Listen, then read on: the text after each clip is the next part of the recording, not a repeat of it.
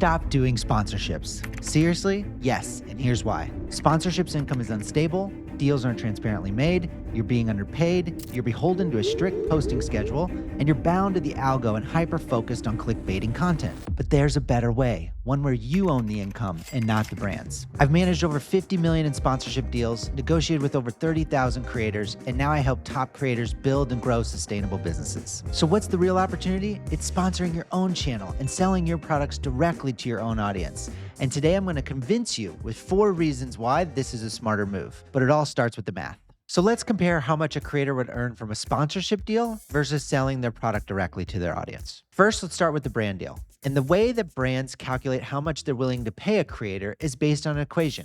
That equation is average views per video times your CPM, or your cost per 1,000 views on a video. For views, brands will look at the most recent video engagement to calculate this number.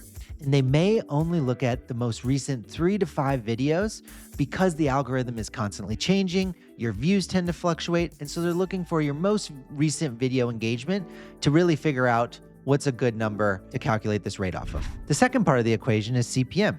And again, this is the rate per 1,000 views. And so this rate typically ranges anywhere from a $10 CPM all the way up to a $75 CPM. And then depending on several factors like your audience demographic, the content type you're in, how big your channel is, that rate or that CPM will go up or down within that range. I could do an entire video on how brands are calculating CPMs and all of the factors that go into it. But for this video, to keep things simple, we're going to assume a very down the middle CPM. Okay, so now let's jump into an example. Let's use Nathaniel Drew. I've long been a fan of Nathaniel's content, been a subscriber for years. He's a self-improvement YouTuber with a lot of productivity content, and he talks all about his life living as an American expat in France. If we look at his last few videos as of this recording, his views have been 80K, 113K, 315K, and 125K. So the average of those 4 videos is about 158,000 views. Now we need to calculate the CPM that we'll pay for 1,000 views per video. And so to keep things simple, I'm just going to use an average CPM of $40. So then again, the calculation is you take the $40 CPM, multiply it by the average views of 158,000, divide by 1,000 since the CPM is per 1,000 views, and you get $6,320. So that is the price that we are willing to pay Nathaniel Drew for one video integration or one sponsorship deal. So now let's compare this to Nathaniel selling a digital product directly to his audience. So instead of taking the $6,300 sponsorship, Nathaniel decides to sponsor his own channel and sell one of his courses within the video. So let's take his Ultimate Language Learning Guide course that he has on Bright as an example. And so the equation to calculate how much revenue he's going to earn from this digital product is as follows. First, again, we take the average views per video. And so again, we're going to use that 158,000 number for his average views. Then we have to figure out the conversion rate, how many people we think are actually going to buy the course from watching the video. And typically for course sales or community or digital product sales, I see anywhere from a 0.05% conversion rate to a 0.15 conversion rate from a YouTube video to a digital product. So for Nathaniel, since his product is priced at about $149, so a little on the higher end, let's assume a conversion rate of 0.06%. So we take 158,000 views times 0.06%, and that gets about 95 course sales per this video. So it's 95 buyers times $149 price is $14,155 in sales on one video. That's 2.2 times more money than what he's earning from that $6,300 sponsorship deal on the same video. And here's where the math gets wild. Unlike a sponsorship deal, where it's a one-time payment, selling directly to your audience continues to compound over time. Your video gets more and more views over time, which means the video continues to generate sales over time. New viewers keep discovering and buying the video, and if Nathaniel mentions it across multiple videos, those sales start to compound. So now let's say Nathaniel sponsors his own video for the next 10 videos that he has. So he forgoes the sponsorship revenue of roughly $63,000, 10 videos times that $6,300 rate. and decides to sell directly to his audience. Now he's earning $141,000 on his next 10 videos instead of $63,000. The second reason why you shouldn't do sponsorships and you should sell directly to your audience is because of the lifetime value that you earn on a new customer. Here's what most creators don't realize. When someone buys a product from you or a course from you, they are more likely to buy something from you again. But most creators only think about that first sale. But the first sale isn't the goal. It's the beginning of a relationship. Now you can continue to nurture that relationship over time through email and through other ways of engaging with that customer. And over time, as you introduce new products, that customer may buy more of your products that you sell. Let's look back at Nathaniel's example. Again, he sold 95 course sales from that one video.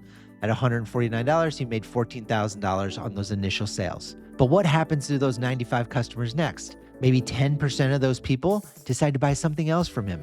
Maybe he launches a new course or a membership community, and a percentage of those sign up for his membership community. Maybe he releases a book, and a portion of that audience now buys his book. Creators with a strong offer ladder can double or triple their revenue without bringing in any new customers. Instead of focusing on the one-off sponsorship earnings that you can earn from a video, the best creators are thinking about the lifetime earnings that they can make from selling and offering a bunch of different services and products to every new customer that they bring into their orbit. So now the math changes. Let's look back at our example with Nathaniel. So he's already made $14,000 in course sales from, again, 95 people. Let's say 30% of his audience spend another $200 over the lifetime of their relationship with Nathaniel on other digital products that he has. And so now he's just made an additional $5,700 from the same customers without growing his audience at all. This is why creators who sell